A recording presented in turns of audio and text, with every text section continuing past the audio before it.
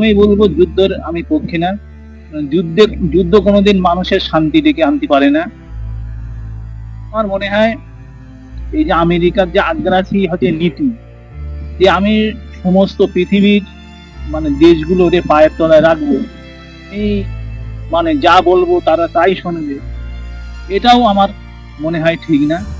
কারণ স্ব যে দেশ, তাদের সবার কিন্তু নিজস্ব অধিকার আছে যে আমার দেশ আমি কিভাবে চালাবো না চালাবো। কিন্তু হচ্ছে ইরানের সঙ্গে ঝামেলাটা হচ্ছে যে ইরানকে পরমাণু অস্ত্র আমেরিকা বানাতে দিতে চায় না। পৃথিবীর ইতিহাস যদি আমরা ঘেঁটি তাহলে দেখা যাচ্ছে ইরান এই পর্যন্ত কোনো জায়গায় কোনো যুদ্ধে সে কিন্তু হারেনি। আর তাদের এতটা কিন্তু মেধা শক্তি, তারা কিন্তু অনুমান করতে পেরেছিল যে এই হচ্ছে আমেরিকা আমার বিরুদ্ধে, আমি যে এই যে গোপনে যদি পরমাণু কর্মসূচি আমি নিয়ে থাকি, আমার বিরুদ্ধে আমেরিকা যে একদিন গড়িয়ে উঠবে, এটা অনেক আগে থেকেই ইরান জানত। যার জন্য ইরান পুরোপুরি যুদ্ধের পরিস্থিতি কিন্তু এই দেখছে। সে সমুদ্রের নিচে দেখা যাচ্ছে 300-400 ফুট নিচে হচ্ছে মিসাইল সেখানে তৈরি করে, সেখানে মজুদ রাখে। এইগুলো হচ্ছে আমেরিকার যে আজকে যে মোটামুটি দম্ভ, যে আমেরিকার একটা সুপার পাওয়ার, সবারই মোটামুটি এটা বোঝাতে চায়।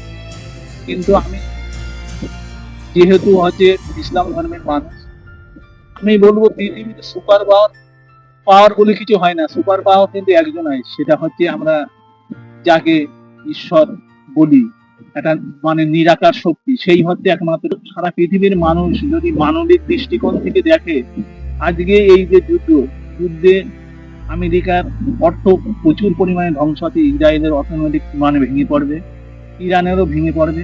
তাহলে দেখা যাচ্ছে যে যে দেশে যুদ্ধ হয় তারা কয়েক দশক ধরে অর্থনৈতিক দিক দিয়ে কিন্তু পিছিয়ে যায়। তাই এই পিছনেটা হচ্ছে যে যে যে দেশের যুদ্ধ হচ্ছে, সেই দেশের মানুষদের তারা কত পিছিয়ে গেল, তাদের কত প্রাণহানি হলো, তাদের জিনিসপত্রের আকাশ ছোঁয়া দাম বাড়লো। তো এইটা কিসের জন্য? এই যে ক্ষয়ক্ষতিটা যে হচ্ছে, সব দেশের যারা দেশ পরিচালনের দায়িত্বে আছে তারা তো মোটামুটি জানে যে আমার এই যুদ্ধ করলে এই ক্ষতি হবে, আমার এই মানুষের এই ক্ষতি হবে, আমার দেশ হচ্ছে অর্থনৈতিক দিক দিয়ে পিছিয়ে যাবে। তাহলে তারা করে কেন? একটাই কারণ, তারা হচ্ছে নিজেকে শক্তিশালী মনে করে, যে আমার মতো শক্তিশালী আর কেউ নেই। সেইটা অন্য দেশকে দাবিয়ে রাখার জন্য এইগুলো তারা করে। আগামী দিন বিশ্বের মানুষ আমেরিকার এই বিচারিতা দেখে তারা শিক্ষা নেবে, এবং আগামী দিন স্ব দেশ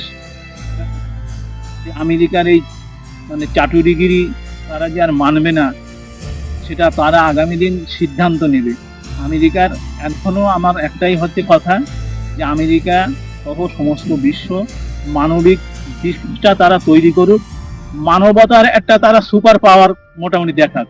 যে আজকে যদি এই যুদ্ধ না করে আমেরিকা যদি আমেরিকার নীতি আদর্শ ভালো রেখে মানবিক বার্তা দিত সমস্ত দেশের সঙ্গে, বাণিজ্যিক সম্পর্ক, বন্ধুত্ব সম্পর্ক রেখে যদি মনোলিগিরি করতো, সেটা আমার মনে হয় আমেরিকার মান সম্মানটা আরো কিন্তু বাড়তো। কিন্তু আমেরিকা যেটা করলো, আমেরিকার যে দম্ভ, সেটা কিন্তু শেষ হতেই চলেছে। একটু ভাবুক ভেবে এই ভারতবর্ষ যে সংসারটা, সেই সংসারটাই যেন আমাদের মধ্যে ফাটল না ধরে। আমাদের মধ্যে ফাটল যদি না ধরে, তাহলে আমাদের ভারতবর্ষ অনেক শক্তিশালী, অনেক মোটামুটি হচ্ছে পরিপূর্ণ দেশ হিসেবে গড়ে উঠতে পারবে। এমনি পরিপূর্ণ আছে, কিন্তু এটাকে আগামী দিন আরো যাতে আমাদের এই মেলবন্ধনটা থাকে, আমাদের ভাই এই না করে, সেই দিকে তারা উচিত হচ্ছে দৃষ্টি, তাহলে আমাদের দেশটা স্বয়ংসম্পূর্ণ হবে। আরো লেটেস্ট খবরের আপডেট পেতে ফলো করুন রাতদিন.in।